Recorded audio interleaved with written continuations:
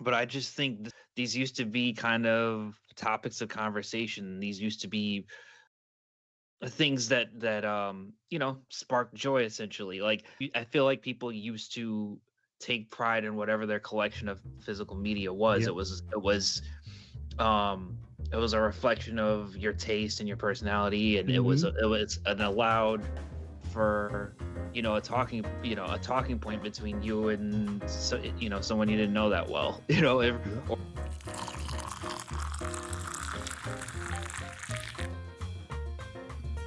Hello, and welcome to the Cup of Tea Critiques podcast. I'm your host, Brandon Chasen, and like always, I'll be joined today by the team that brings you cupofteacritiques.com. Here, we'll dive deep into the productions and topics we broach on our website so you can decide for yourself if they're your cup of tea. Ready for a deep look with a deep root? This week's topic, the decline of physical media. Cup of Tea Critiques is a family affair, and I'm here with my brother Chris, my mother Reba, and my father Terry. And Mom, what is causing the decline in physical media? You know, Brandon, there are a number of explanations for that. And so to help our discussion along today, I actually passed along several sources of information.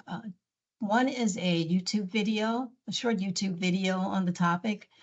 Another is a very good interview done by the head of a news program in Houston. It's a really great interview he did with a DJ and the owner of a record company. And then there's 3 articles also on the topic of decline of physical media. So we have a lot to talk about today. They really do a great job of informing our talk.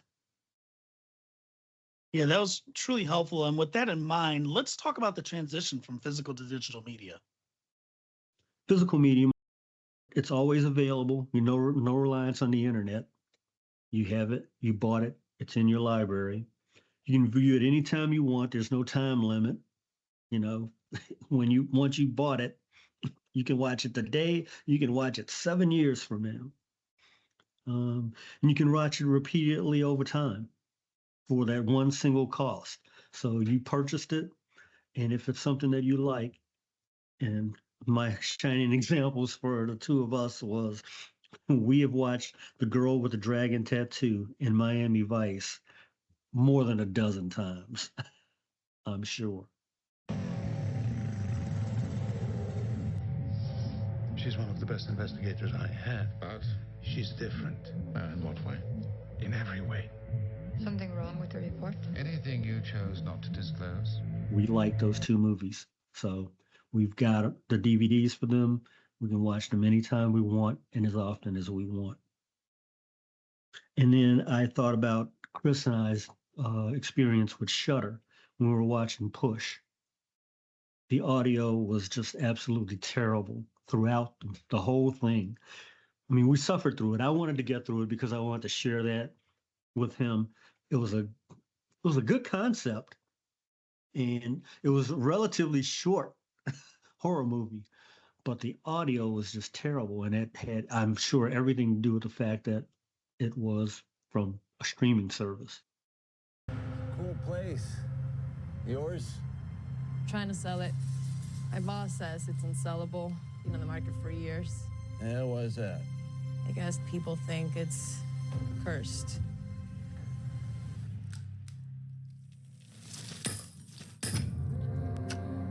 Generally speaking, you can find what you're looking for in a streaming service. And looking for a particular item, like a particular movie or whatever, and that they're available on demand. And you don't have the problem that you have with physical media in terms of storing it anywhere. It's out there in the cloud, presumably forever. And that the quality of it pretty much will remain constant or improve. Either the way it's presented will be consistent. You won't have any things like degradation of the media, you would hope, considering that they're maintaining this in a digital form. And then the cons, though, were like you have to have multiple streaming services because either what you're looking for isn't on a given one, or they get dropped from one to another. They kind of hop around from service to service. And then, of course, you're relying on an internet connection being available. Without that, you have no content. And then, as I brought up earlier, the stability. If your service is unstable, then you're going to have glitches or whatever. It's going to be a horrible experience. Another con, which people I don't think take into account, is sometimes when you rent stuff, they place a time limit on how long you have to view it. You rent it today and you've got 48 hours to view it, or tough crap. You've just paid for nothing. That to me is a huge con. And then if you purchase things, you usually have an option of renting or buying. If you buy it, now you're tied to that service. Unlike a physical medium, if you buy a DVD, you put it in your library unless, there's a disaster, you've got it. I believe sometimes certain things serve a purpose for the opportunity of enhancement. It gives us a chance to grow. And while you were speaking there, I snickered for a moment because my thought collided with something you said about how streaming has gotten better, because we're no longer having the issues with watching stuff. It's not buffering. So we don't have that annoying circle in the middle of the screen occurring at moments in time. It took me back to the days of dial-up internet. And that's why I started laughing, because there was no way you were going to be able to watch video back then, with the old sounds, and then somebody picking up the phone and screwing up your connection, all that kind of stuff. And now look where we are with the internet today. So once we went from dial-up to the cable hookup to now the broadband, yeah. But yes, I feel like streaming has done a better job, because with the increase of streaming services, internet had to get better because people were at home, they were watching more videos. Additionally, now we can do more of internet calls. These weren't possible in the past, and I think that those streaming services have allowed us to have better internet to get us to this point. However, that being said, I also believe in the phrase of all good things must come to an end. So in this case, streaming has served its purpose. It's time for them to go. They've gotten too specialized. They cost too dang much when you put them all together, which part of the reason why they all came into play was because we got tired of being tied to cable, but also in part because of, what Netflix started, which was the idea that you had this entire library now at your disposal. But all of these different licensing agreements only allows for that stuff to be available for a short amount of time. And then those shows are gone. Yep. They're gone. It's nice to have the convenience of when you travel to still have access to these accounts. But if you're traveling internationally, for example, you don't have access to this. If you go to Europe, there are certain things we can't watch in Europe, and vice versa. We can't go to Europe and then be able to watch some of those things back this way because of whatever VPN we're now connected to or other stuff. So that's where physical media for me continues to always win. To your point, once you own it, you own it. You have access to the whole thing. You can have a Sony Blu-ray player. You can have what was the old JVCs, whatever it is. It doesn't matter the type of Blu-ray you have. Your Blu-ray disc is playable in that device, period, end. Don't have to worry about it again. Yeah. And for me, that's always going to win. In addition to some of the other stuff, like all of the specials that you get on those Blu-rays, the trailer that you can see on streaming, you can see on the Blu-ray disc. What I don't see on a lot of streaming is we don't get to see the behind the scenes as much, or we don't get to see the deleted scenes as much. Those things are gone. Yeah. With the cons of physical media, you only have so much storage space. So, you can't have 10,000 DVDs or CDs or whatever, in your library, unless you have a very large place. And the other is that the physical media does break down over time. So at some point, the quality, regardless of what it is, Blu-ray, DVDs, it is going to break down over time. So you do have the time element with that one. But I do like the fact that, to your point, if you're going overseas, you can take your stack of DVDs with you and, play it if you want to, provided you have a DVD player. To try to balance things here with respect to benefits of streaming. A point made in one of the articles, and I have to agree 100% with, and and concede that, Cup of Tea Critiques is built in part off of this too, is that Cup of Tea Critiques prides itself on promoting films across the globe. And streaming allows for films from across the globe. Mhm. I think, for example, about film about a South African spy, for example, and it was just like any spy thriller that we typically see, but it was based around several countries in Africa, and the character's name was Queen Sono. That was her first name was Queen, last name Sono, and she was just a badass, a badass spy for South Africa. And the movie Parasite, a South Korean film. But streaming provides a vehicle for people to see these films in their home. That is, I think, a huge benefit of streaming.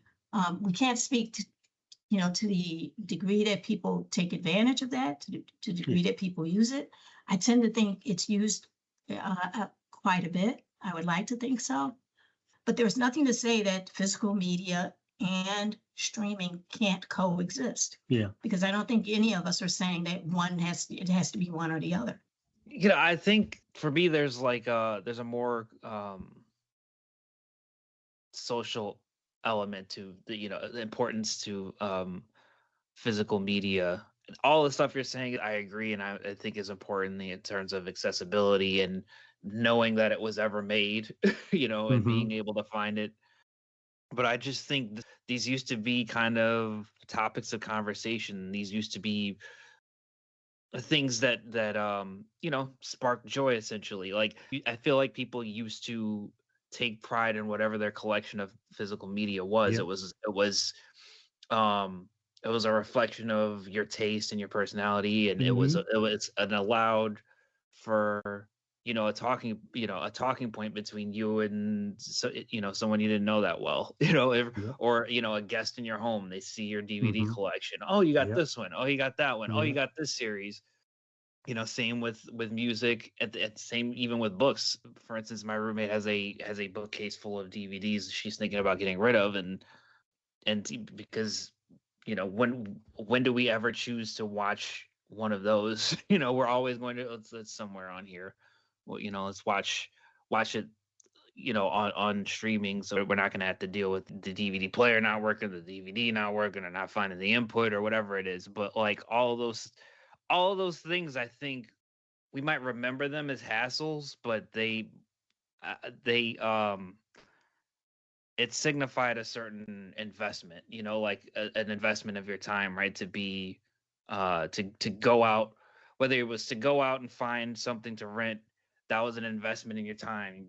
Even dealing with it not working, you're just more invested in whatever you're watching, which I think is part of the video by Nomad Over Normal. Part of what he was saying in his video was that you're invested in this now. So I think there's those two elements to that, is like you're losing a little bit of the social element, and you're losing a little bit of the excitement of building a collection, of your favorites, and determining, oh, I've been looking for this, oh, I've been looking for that, or I'd rather have this one than that, and having to make those choices, that was exhilarating for people in a way. And so I think that's kind of been lost when we devalued physical media for digital options. Yeah. Two things on that, Chris. You're right in terms of the social element of it. You used to loan those things out to people. There was that not only talking about those things, loaning them out. Oh yeah, I've got this DVD or this CD or whatever. You loan it to someone. That was, part of the social connection. The other thing that the Nomad Over Normal brought out was how much you get sucked into the platforms and the stuff that they present. And I know that when we're looking for something to watch and we go through that ordeal, it is exhausting. And you get to the point where you're just like, I give up. And his point was, when you give up, you might choose something that it recommends or whatever, and you've let it make the choice for you rather than you making the choice of, today I feel like watching Miami Vice and plugging it in and Where would you like to go? What do you like to drink? a fiend for mojitos. I know a place.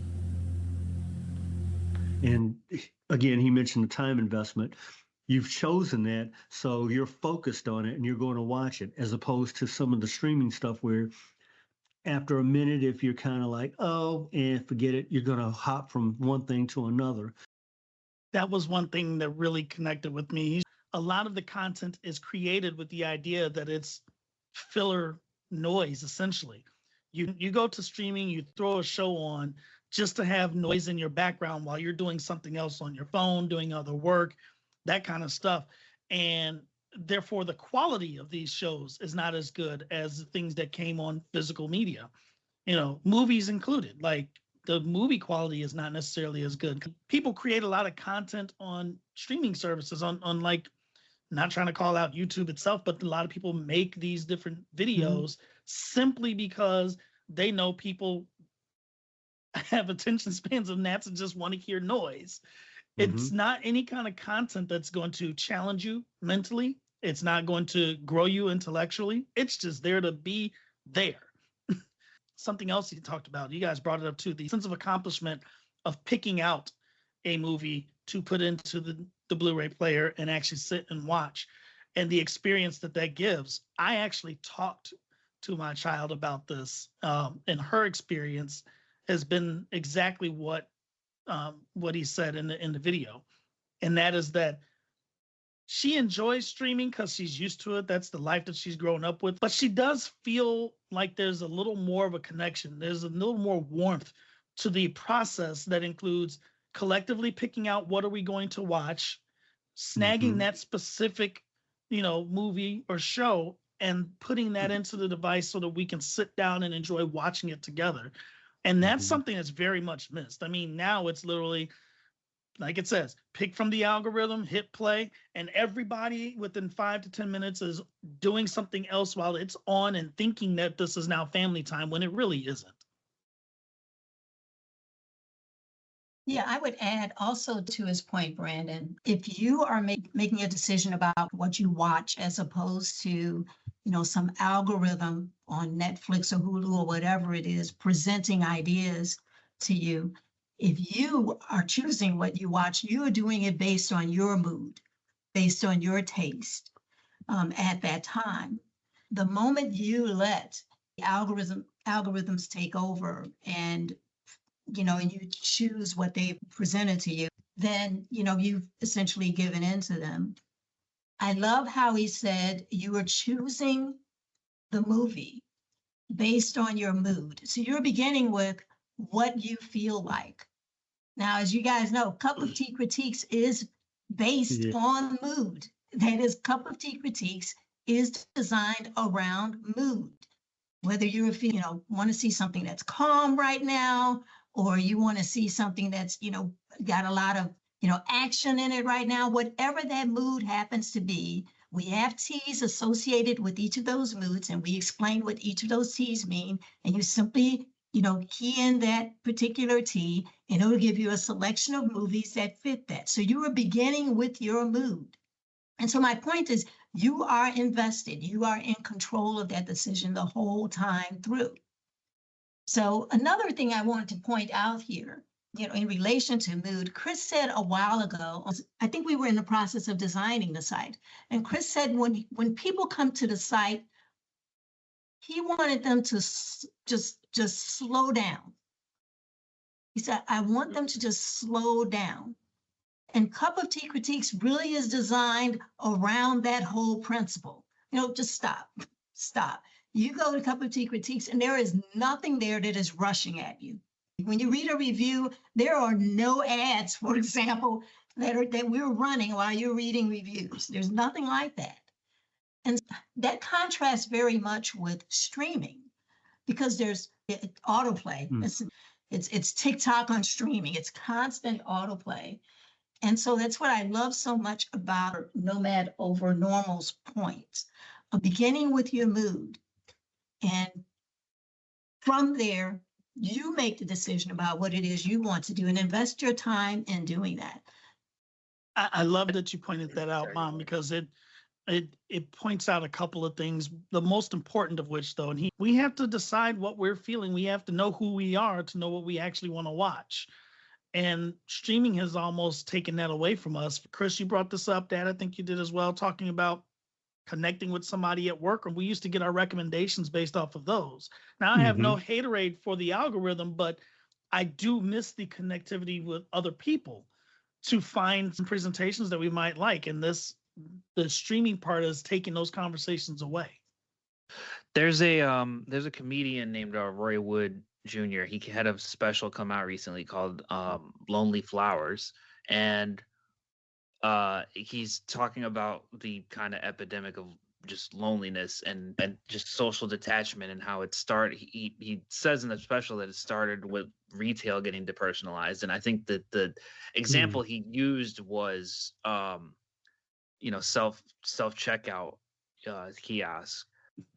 But I think you can maybe even trace it back farther than that. Is just what we're talking about, physical media, the idea that you didn't you don't have to go out and get a new album or rent a movie or anything like that anymore. In some cases, even go to the theaters to see a movie you want to see. Like it's taken away an interaction. When's the last time you interacted with a rental video store clerk?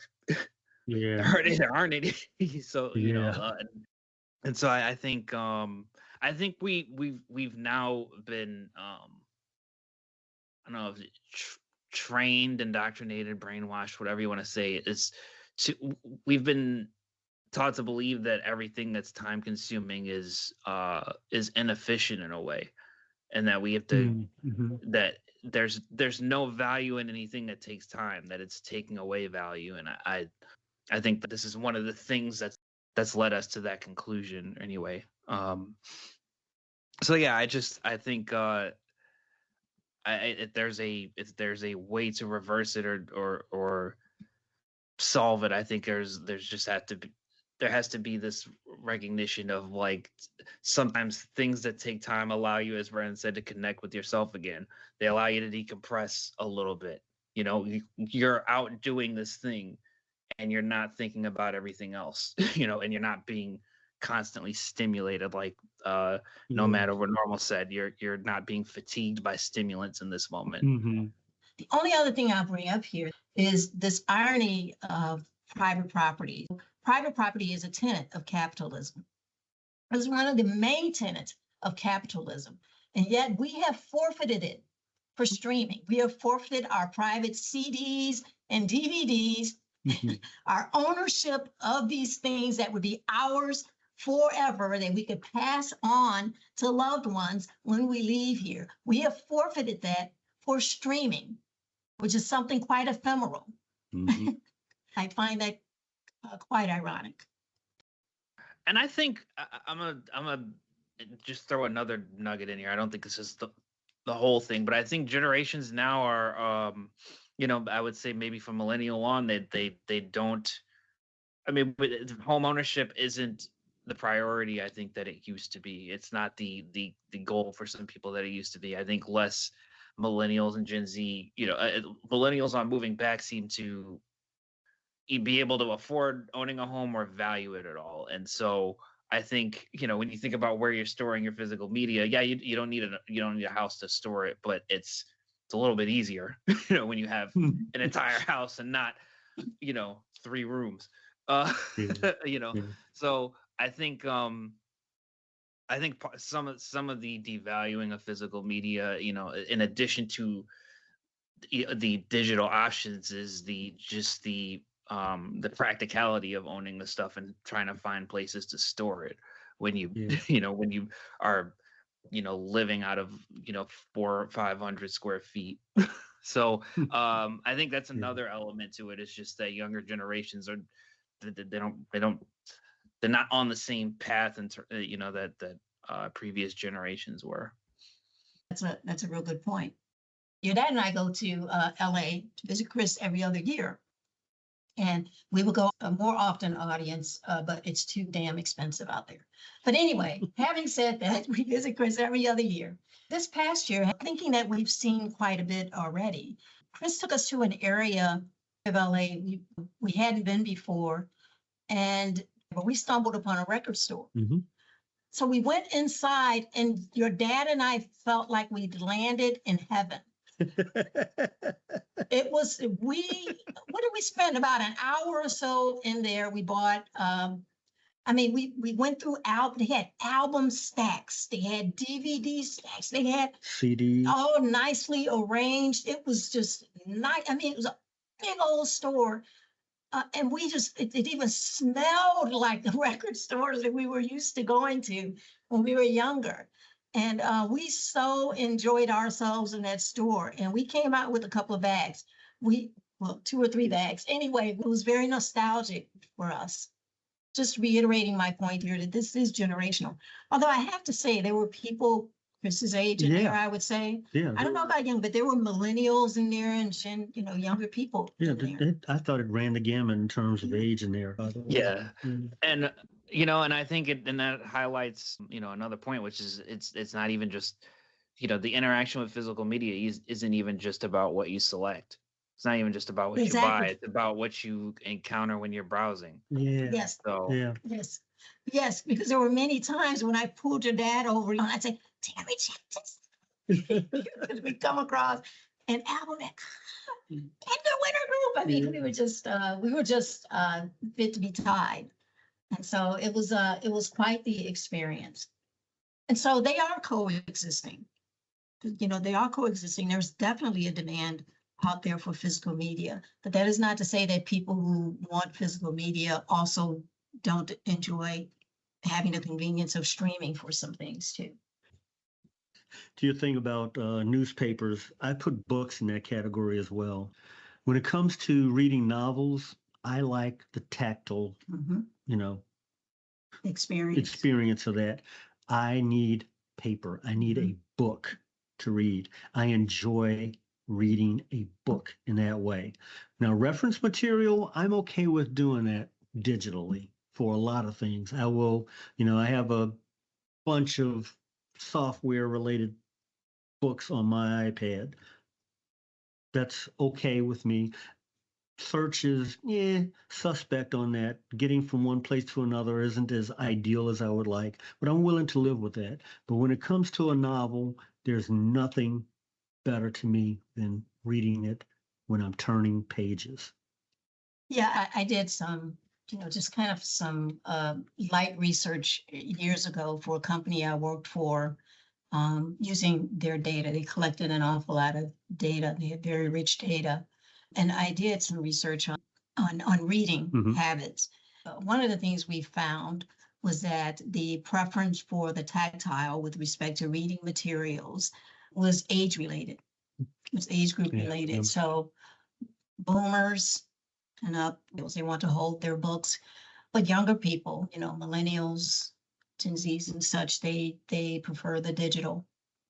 And so so I'm not surprised. I'm the same way, Bay. Yeah. I prefer the book as well. We've talked extensively about the problems with streaming, the problems with digital. I want to be sure that we emphasize, Chris, you kind of touched on this, that we do emphasize some of the other benefits to having physical media. If I might digress just a little to talk about a different form of media, and that is CDs. Music. When I was younger, we were into albums then. And by the way, they cost us $3.99 then. So things are very different. But yeah, albums and 45s. But one of the things I used to do when I put on a new album, I would looking at the album cover almost the entire time I listened to the music. And many of the albums, so I'm looking at the artwork, and there was typically an insert in the albums. And sometimes the insert would have not only the lyrics to the song, but pictures of the band members and other artwork.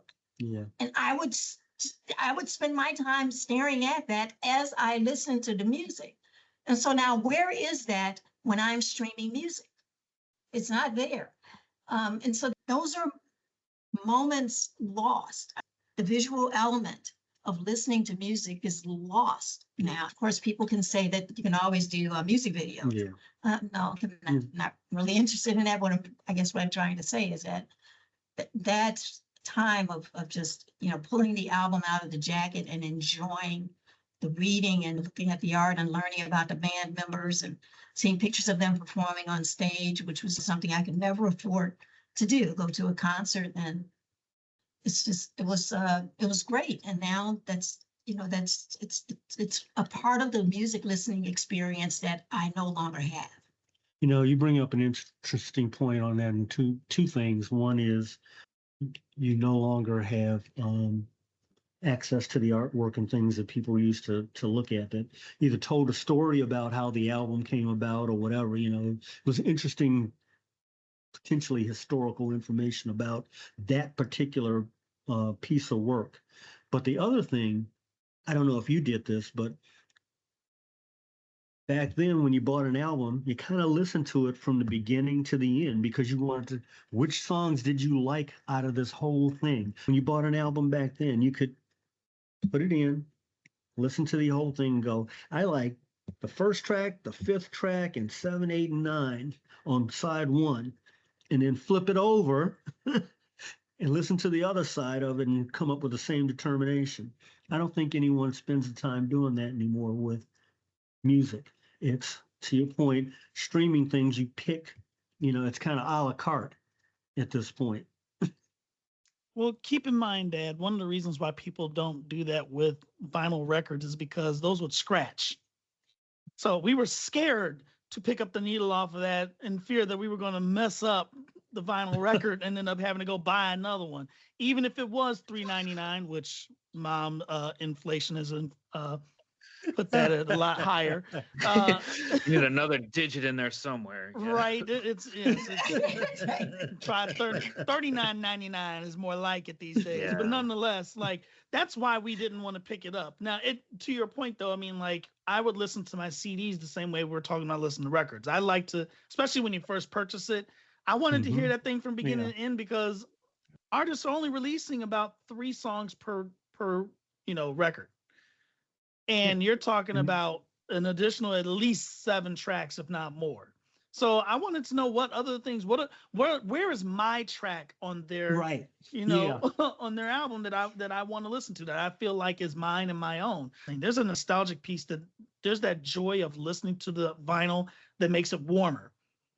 Mm-hmm. Mom, you talked about being able to stare at that album cover all the way through. I got in my head, not only am I putting on this record, but I got a mug of tea at the same time that I'm enjoying while I'm listening to this. I felt very much connected to I was back in my bedroom growing up, and this was my space, not my space the app. We're talking about my space in the universe. It felt uniquely mine for that moment.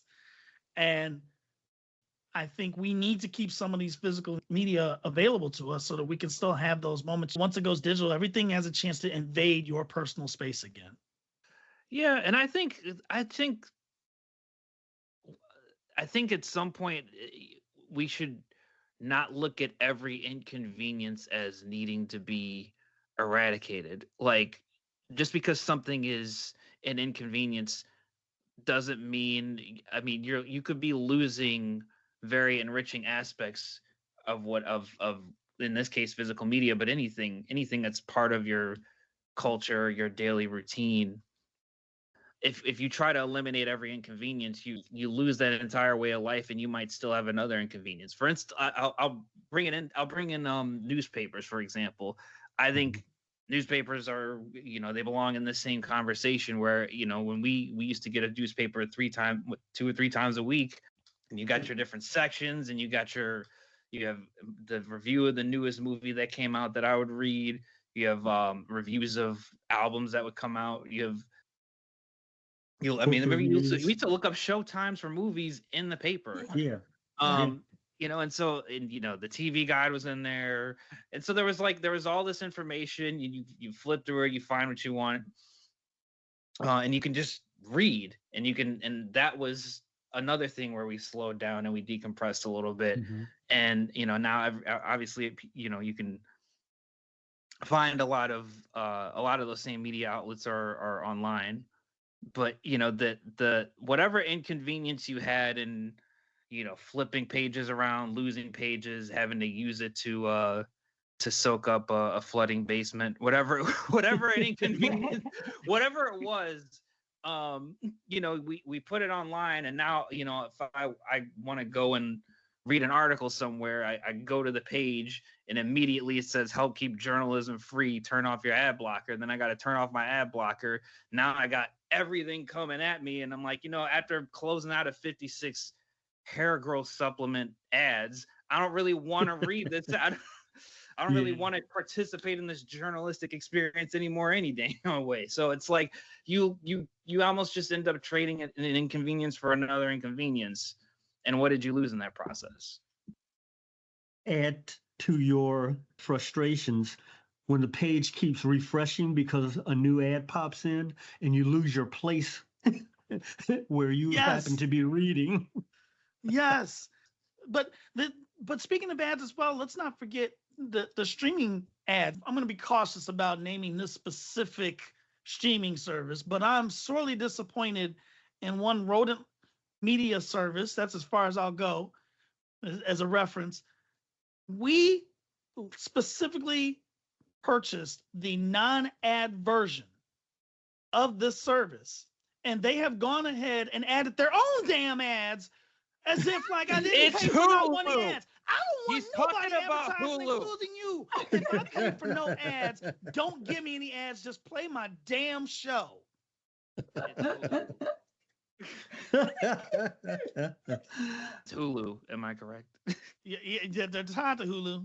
They're tied to Hulu. Oh, okay. All right. No, I noticed the word rodent was used.